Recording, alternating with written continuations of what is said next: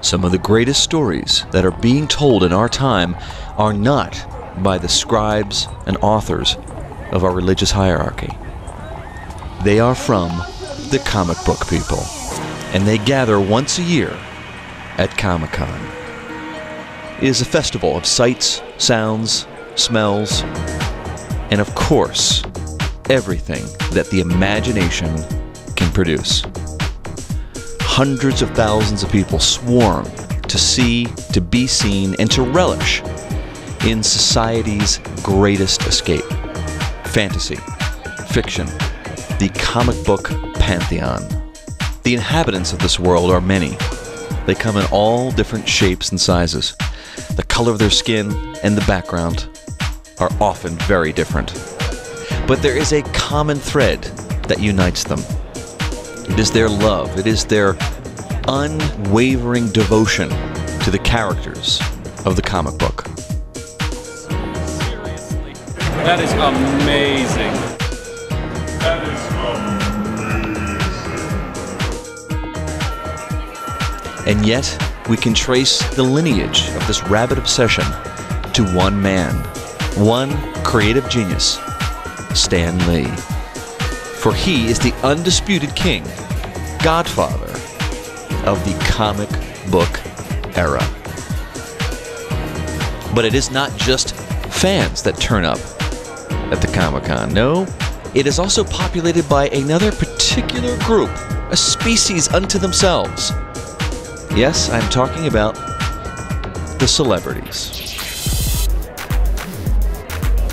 They revel, they sign, they mingle, they schmooze, they do what comes natural.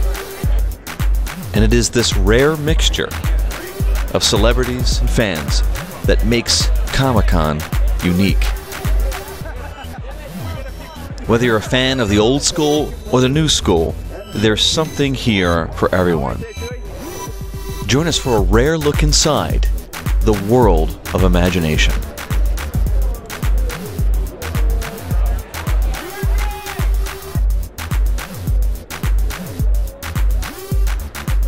Mr. Levar Burton, what brings you to ComicCon, sir? Oh, it's my love of crowds, I think. Massive, uncontrollable crowds. That's it's a fetish of mine. All these years, you've been one of America's greatest sci-fi actors, one of America's most beloved actors, and we never knew this about you. It's awesome. It's not the sort of thing you want to talk about all the time. But of course, you're behind this barrier, so you're somewhat protected and insulated from the masses. Yes, but not from the psychic suckage that happens here at Comic-Con.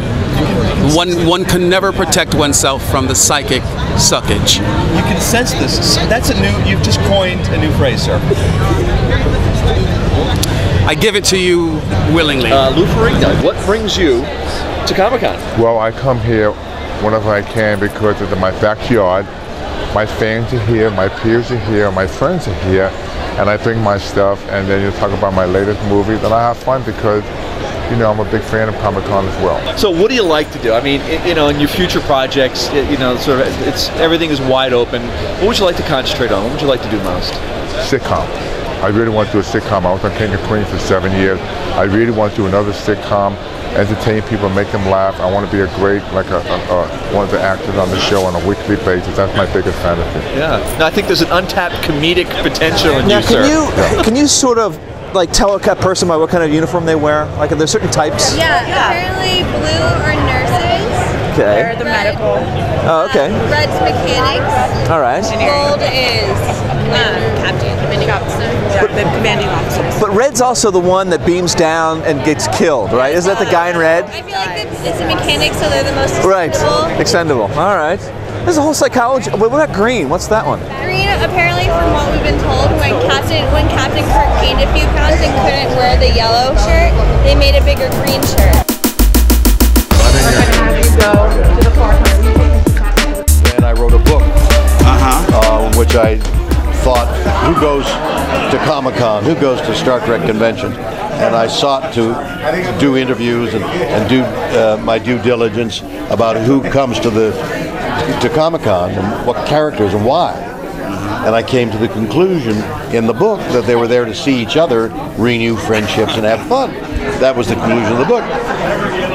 But when I asked myself the question again and did a documentary about it, I arrived at a far different, much deeper conclusion based on sociology and based on mythology, and there is a far deeper, mystical, mysterious, sociological reason for people coming to Comic-Con and dressing up like the way they do. In your documentary, Get a Life, you aptly point out that people from all walks of life turn up at these conventions. Do you think that it's because of a longing people have for something out there, something that has not That's part of it. fulfilled? That is definitely part of it. The science fiction has been spoken about as the search for God. What is out there? What is in those stars with planets that go around them? The billions and billions of stars of more than likely more than one universe. It's staggering to use your imagination and to read these writers and watch these movies with great artists painting the background and giving you a possibility of what you would see if you were capable of doing that. You're never going to be able to do it because we can't go there. But we can go there in our imaginations. And that's what science fiction is about. And that's why these people are here. What brings you to Comic-Con? We are here selling and displaying our Star Wars books as well as our regular books. We have two booths. This is the Star Wars satellite booth that we sell all our Star Wars merchandise out of, but we also have a main Random House booth where we have regular Random House science fiction or fantasy titles and graphic novels. For those of us who've only seen the movies, sure. What can you tell us that we've missed? Like, does anything interesting happen? All kinds of with interesting Anakin things Skywalker? happen. Did he ever have an affair? Did he ever get somebody pregnant by mistake? And was she human? I mean, did we miss any good nuggets to the Star Wars saga? Because you guys are filling in time in between movies. Well, I would say that we've seen, in our books, we've seen, some stuff with Anakin Skywalker, but we've also seen the future of Han, Luke, and Leia, where they go after the movies. We're at the point where we're at their grandchildren now. Luke got married and had a child. So there's a lot going on. Good heavens. We also killed Chewie. You're kidding? Nope.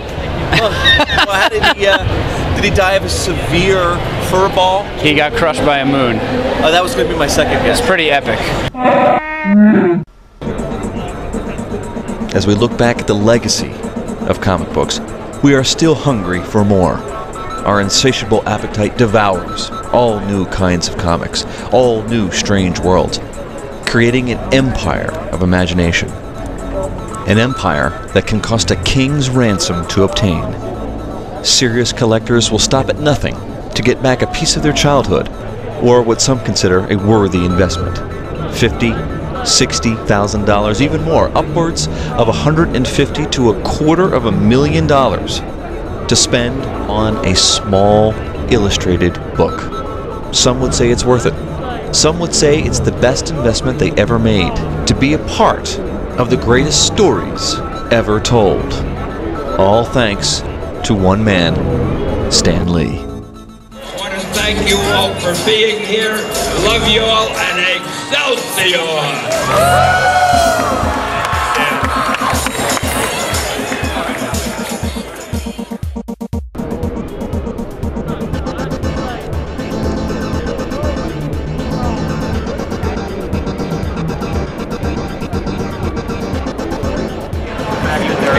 So you're the only one here that's actually reading a comic book.